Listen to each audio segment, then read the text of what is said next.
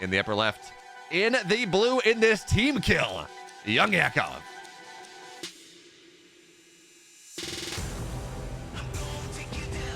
And down here on the bottom right-hand side of the map, we have our red Terran player. He is MilkiCow from Team CSO. Actually, both from Team CSO. It does, in fact, make it a team kill. Although, I don't know how relevant talking about team kills are in this day and age. You know, like, does that really matter? You know, it does remind me of a discussion, like, way back in the day. There was always this perception that like everyone used to have. I don't think this perception is as common anymore, but there used to be a perception that whenever you looked at two players that were on the same team, it's like, oh, they must talk and play with each other all the time and practice together. Also, just quick, interesting to note is the command center on the high ground over here for MilkiCow. It's definitely worth mentioning, as well as the quick 2 racks follow up here. But yeah, just to finish the thought, as this, that's a CC first, right? Yeah, it's CC first, yeah, 2-1-1. This is greedy as hell coming out of MilkiCow. Yeah, this is spicy. This is interesting. 3 racks, not 2-1-1. No. And okay. Against, I mean, Yakov went pool first, right? Yeah, Yakov went pool first. I am really curious what your take is on this, Beowulf. All right. Here's my thought. I feel like we used to see more of these like CC first and stuff, where you go like for the quick 3 racks follow up and stuff. But the CC would be on location on the low ground, and the barracks would be creating the wall off at the natural. Especially if you have the bottom right hand spawn where your add-ons are not going to be like exposed. Yeah, Bjorn does that a lot. Although in fairness, he's 2 racks into the CC, and he opens Reapers. But similar idea. Bjorn does that like pretty much every single TVZ I've seen him play in like the last month. Yeah, this is weird. I mean, okay, I'm trying to think about the advantages 4 racks, of like 5 racks.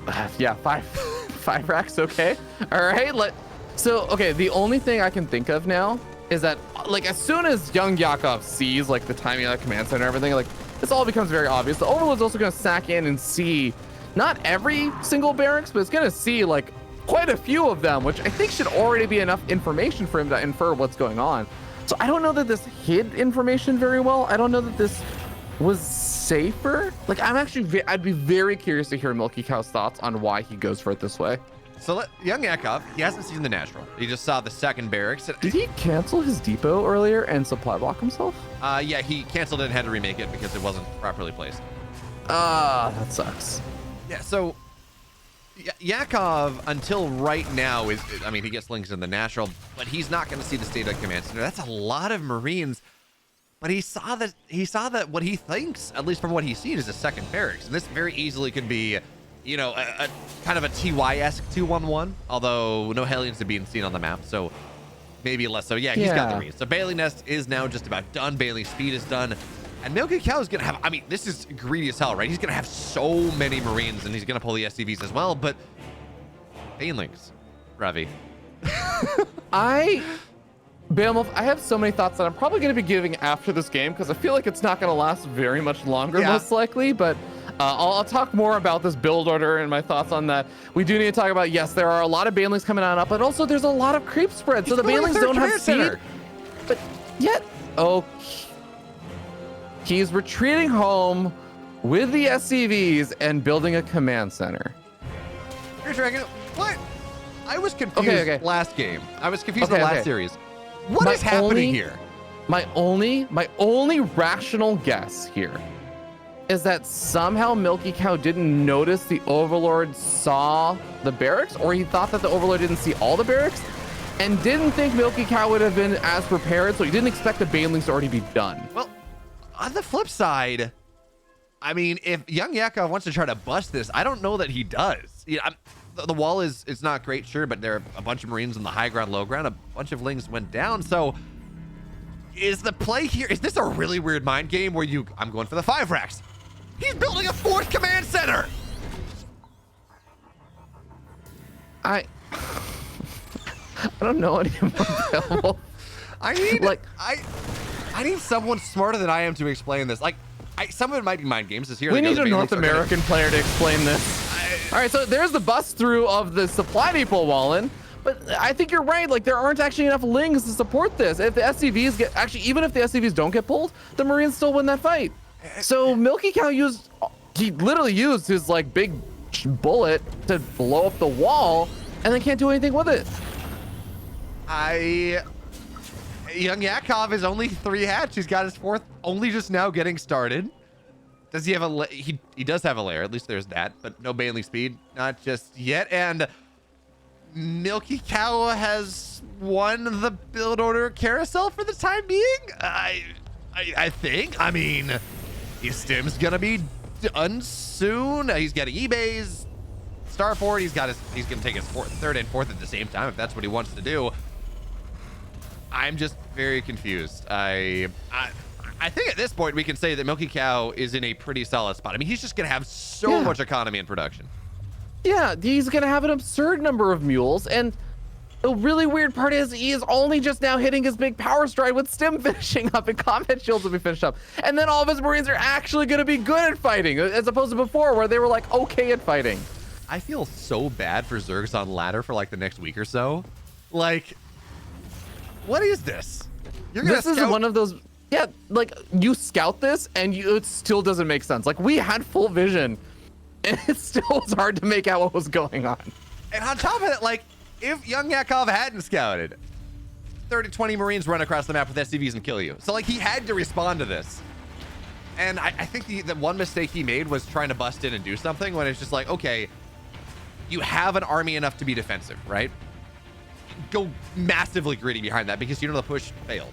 Like the Terran's not going to be able to push out for quite a while after that. So you have all the space in the world, get your creep spread, go up to 80 drones as quick as possible. And Yakov kind of did that, but I don't think he needed to spend, what was that, like 10 banes to make that happen. I'm trying to, there's so much math I'm trying to figure out in my head right now where I'm like, okay, I know like way back in the, okay, well hold that thought. We do have Lings and Bailey's going to come on in, and MilkiCow is not entirely prepared for this. So a couple of Lings are just going to be segmented off to deal with the SCVs. I love that decision. That is a great split up.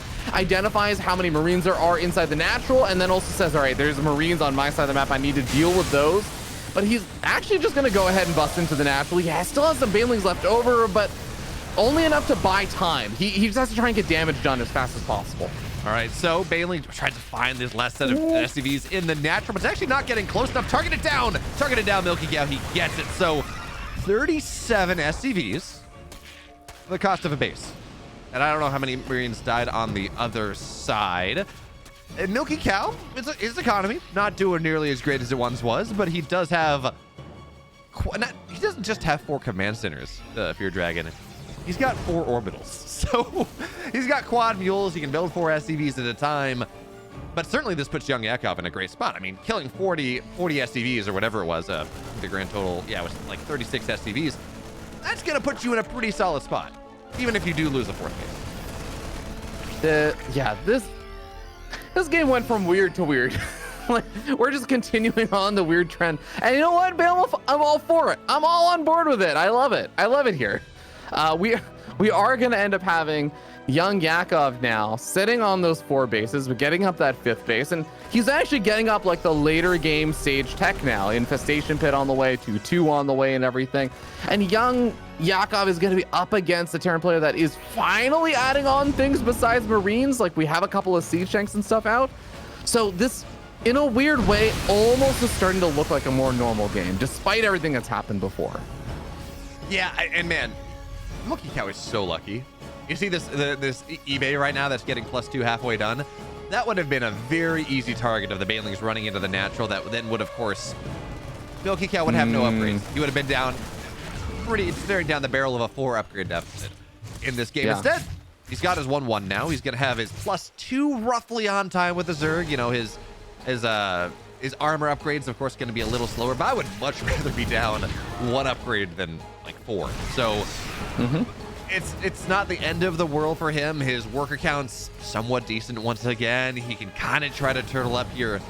But the whole point of this build, I think, was to throw YoungYakov absolutely, totally confused, which he did. And then get massively greedy behind that and have this just unending wave of pressure engine coming out from the backside. Again, it was single eBay. and how he doesn't really have that opportunity because of all the pressure that YoungYakov had. Now MilkiCow has to move into the late game, and I don't think that's where he wanted to be right now. Yeah, I mean, this is undoubtedly a very comfortable place now for YoungYakov, where he's been sitting on this like close to 90 worker economy for quite a bit of time. He actually has all the units that he needs to deflect the pushes and drops and little pokes and prods and pressures.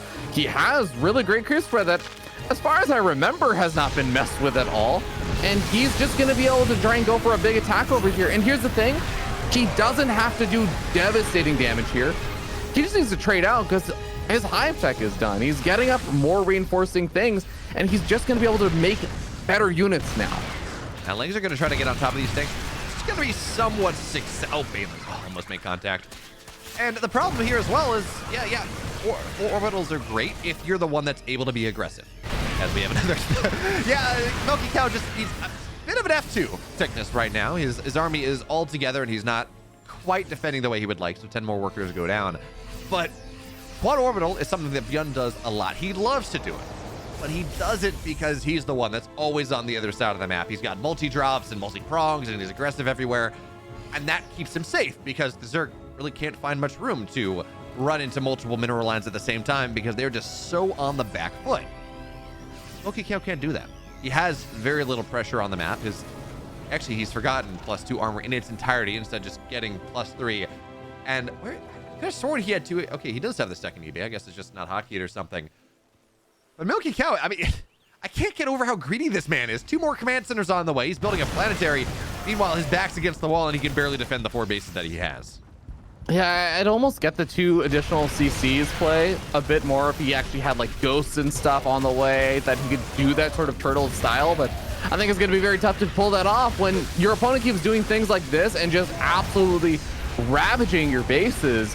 This base is going to be absolutely torn apart, and somehow, even after just losing all the supply, he's actually getting supply block because he's losing so many depots as well, Balmo. Yeah, that's not great. And other problem is MilkiCow, his army has not ever been where it needs to be. He doesn't have a sensor tower.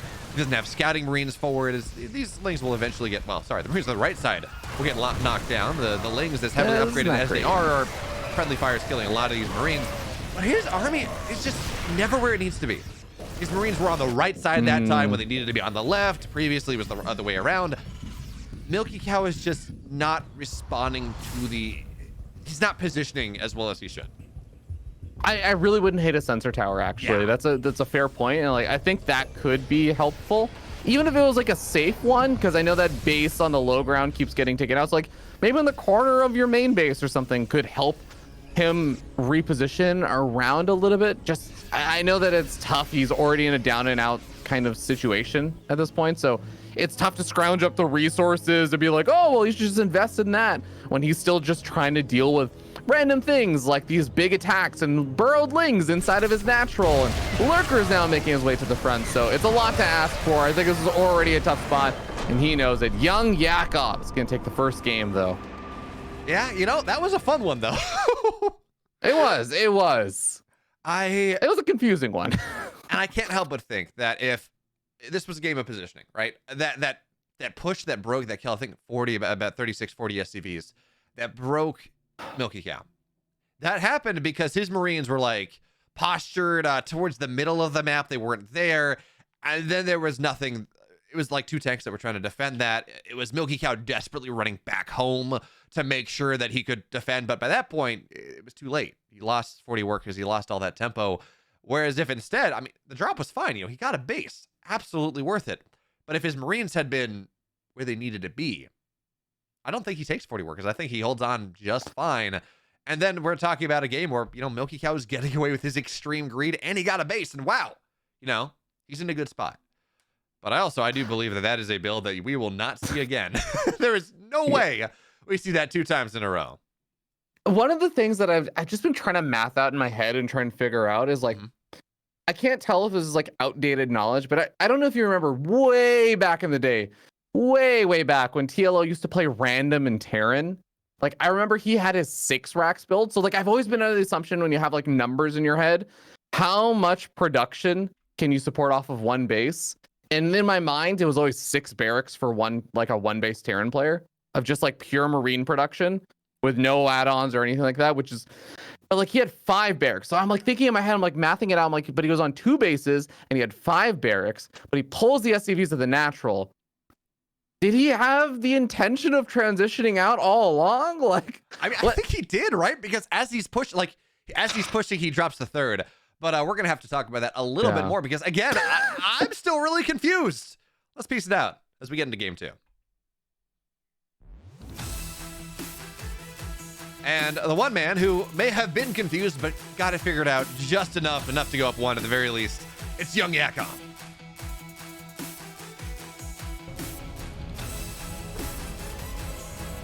And up here on the top right-hand side of the map, the cause of the confusion, he is the red Terran player, MilkiCow. And I love it. I love every step of it. Up until he fell really, really far behind, and then I think it became a little bit more one-sided of a game. But it was a very, very interesting thing to pull out. Yeah, and so like you're talking about TLO's 6 racks build. My thought goes back to Alive, right? He came back from the military and like GSL for a little bit, and he was 5-racksing everyone. I'm like, okay. And he was winning with it against all matchups. But I think both of those are slightly outdated at this point, as both of those players have, retired, or actually, yeah, they both retired. Got on to different things. Yeah. TLO, every so often you'll see him pop up in like stream or something, but he is, for the most part, a retired player and a full-time member of the whole Shopify team, leading the charge on all that SC2 love and esports for Shopify, as well as other games as well. But enough about Dr. Dario, man, who's no longer the European region. Let's talk about these 2 players because, well, that first game was really weird, Bailmo, but like, let's pretend you could just erase that first game from your mind. Who do you actually think would have come into this match like being a little bit favored, or like if you thought it was just going to be super duper even? Like, I never actually got to hear what your thoughts were because that game went off the rails so quickly. Yeah, they're pretty, like, all time. It's like 11-8, something like that. YoungYakov with a minor lead. I kind of, based on his on his peaks, I think I would have favored MilkiCow a little bit. He just by the way, he played eBay block the 3rd because he wants just to be an absolute jerk about it. But this is actually a map where you can go and you can take the other 3rd, and it's not that big of a deal. This is not like it's not like Neo Humanity where you have to set the prep up, otherwise it becomes really problematic. It's this Reaper. So you know what's interesting though is that it's actually tough for him to do that because the drone already went to the other 3rd base. And so the engineering bay there, he had to cancel it, but the Reaper was over at the other 3rd, like the potential bottom right-hand or like bottom center 3rd. So it actually made it kind of annoying to try and send the drone to the other side. So it was a clever little positioning setup there. Yeah. And again, to finish that thought, because again, MilkiCow doing things slightly weird, I think I would have favored him in this match. I've seen him play really, really well, just establish this momentum and shove right on through. But apparently recently, YoungYakov has been playing very well against Terrans, like 75% win rate in like the last month or so. And yeah, apparently just been doing really, really well. So I kind of had MilkiCow, but apparently, at least according to Illegalak, that was very much a Yakov, what's the word? Yakov favorite. Yeah, I saw that. I think that's entirely fair. I think both of these players in their first round matches and stuff, they may be 0-1, but they both had very tough round opponents. MilkiCow had Lambo, which I don't think there's too much shame in like losing to Lambo and stuff. That's obviously going to be a tough match. And MilkiCow had not MilkiCow. YoungYakov had Rainer. I don't think there's any shame in losing to Rainer. I think that's one of those things that you move on from. But like, this is kind of their first big proving ground for this series, or for this season, I would say. In fairness, as I was talking about during that YoungYakov Rainer series, if there ever was a series that Rainer was going to lose, it was probably going to be versus YoungYakov. He has a history of losing versus much lower tier Zergs, especially in the group stages. But now this Hellion Raven pressure. Oh, he's trying to zone out the Queen, but he's not going to get it. Auto turret still goes down, and actually he gets the Queen anyways, but Ling's on the surround. They're looking for it, and they're not really finding what they want just yet. Auto turret gets killed, sure, but for a Queen for creep? Yeah, MilkiCow, you take that one. Absolutely. Yeah. Really nice trades there for MilkiCow, keeping a lot of these Hellions actually relatively healthy as well, so he can continue to poke around from a different angle over here. Finds an active building creep tumor. Is potentially going to end up losing a couple of Hellions over here as he does segment, very interestingly, segments 3 Hellions and continues pushing, but pulls the rest of them back. I'm not sure if that was like a misclick or was intentional little split up of micro there and trying to go for some drones, but either way, it's all little pokes and prods, and I'm sure you would love to get that one creep tumor that's still building, but I guess he's got the Raven here, so he'll get it pretty much no matter what. Yeah, that is the nice thing about these Raven openers, and especially now, Ravens are 50 gas cheaper. It's more reasonable to get them. I mean, certainly you have to be careful. As Ravens, they're slow, they're clunky, but they're just they kind of float a little bit, so it's easy to lose it. But keeping the creep spread down on this map, especially as we do have there's no third command center. Oh, sorry, there is. Never mind. I was gonna say this is a great big timing coming out of MilkiCow, but no, he's got that third base on the way. Another queen getting very, very low, and the auto turret kills it off. So hey, two dead queens on the assassination squad. And yeah, this Raven's low. Send it back, repair it. It's doing a great job. Yeah, just like you were saying, it is in a little bit of a danger zone if those queens ever find the right angle on creep and stuff. But man, I really like how much creep spread MilkiCow's been able to deny. He hasn't been able to deny any like mining time or anything like that you sometimes see, but the creep spread can definitely not be underrated. Now, an interesting move here from YoungYakov. I think we had a moment where there were 3 hatcheries all being built at once. So I think we had like, was there a macro hatchery also going down? Because yeah, there's a macro hatchery in the main base, but then he also had like 2 other bases basically coming up at the same time. So he is really getting his rear in the gear with all of his overall economy and production and stuff. And it's going to be interesting to see how he's now going to be able to deal with little puts of pressure and stuff over here. If he's going to be able to just still easily clean this up, or if this will become a bit tough. He's already finding siege tanks, so it's a good start for him. And it is. Bailey speed is very far out. This is what YoungYakov right now. That extra hatch is not about economy. Yes, sure, you want it eventually. It's about production. It's about going up on a 6 hatch as quick as possible because this is just mass Lingbane. But I love again this Raven utility. He didn't even repair it. But that anti-armor missile means these queens, they're not going to be nearly as tanky as you're used to. And this is a hard push coming in from MilkiCow right now. 1-1 is just about done. The Bailing's got a surprising connection considering there is no speed. And now on the surround, here comes YoungYakov getting on top of the tank, quick as you please. And there's the drop. There's the pickup because MilkiCow, despite, having an opportunity, he can't quite shove on through. And by the way, these 3 spores, yeah, I love that. There was just no room at all. But it really does feel like YoungYakov is just catching him everywhere. Yes, the creep spread denial was really, really solid there in the beginning from MilkiCow, but all of the actual attack that's come in over here, it really feels like it's just kind of fallen flat. And YoungYakov has been prepared on every single front. He gets surrounds on these siege tanks. He gets these little pickoffs every single time MilkiCow leaves anything alone. He's unable to go for the continued drop harassment and everything. And like you were saying, it's not necessarily as much just about the economy as it is production because of the unit composition YoungYakov was going for. And he still gets to use that base as an actual fresh base now that most of the aggression is basically halted. Yeah, and MilkiCow, his macros really, he had over 1,000 minerals in the bank just as this attack was happening, just really failing to macro as he micros. And now that means the reinforcements are not here. I mean, target fire on the Banes is nice. I've actually just more fake. Like, killing the Banes is nice, but you lose tanks for it. The drop finds no value. 2-2 is just about done here from YoungYakov. And what has the Terran got? He got a queen. I mean, the early harass was great. He did a great job. He killed 2 queens, kept a lot of creep down, but the creep's in the middle of the map anyways, and it's just 2 medevacs here. Like, that's not a lot of pressure represented. Yeah, really, really nice defense here for YoungYakov. The sport calls are finally going to be circumvented by the double medevac drop. They head over into the main base, not going to unload over there, going to go over toward the natural, just try and draw things around, spots out the hive, which is also an important thing to have some vision of, but may end up losing a medevac in the process for it.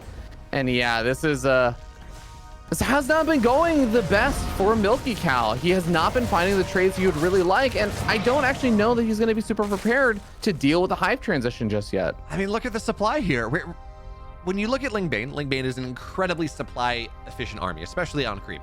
But that also means that the army supply is not expected to be 50 army supply in the good for this early this stage of the game. It just does not happen unless it is an absolute disaster. So now Lings and Mains, they're going to come rolling on in. It's only one tank here. The Lings get on top of that one, knock it down fairly quickly. And the Banelings, you know, they will time out. But honestly, YoungYakov doesn't care. You know, he kills the army, he resets it, he maintains his supply lead. He's got, he's on, 6 hatch right now. He can reinforce. He's got tons of larva, hive on the way. And MilkiCow, he's really going to struggle to reinforce. His 4th base only just now getting started. And good news, you know, his bank is now gone. He's been able to spend it. But I'd rather that bank have not been built in the first place. Yeah, it's definitely going to make things tough. Double medevac. One of the medevacs so close to getting picked off over there. The Hydra is not quite able to catch him, though.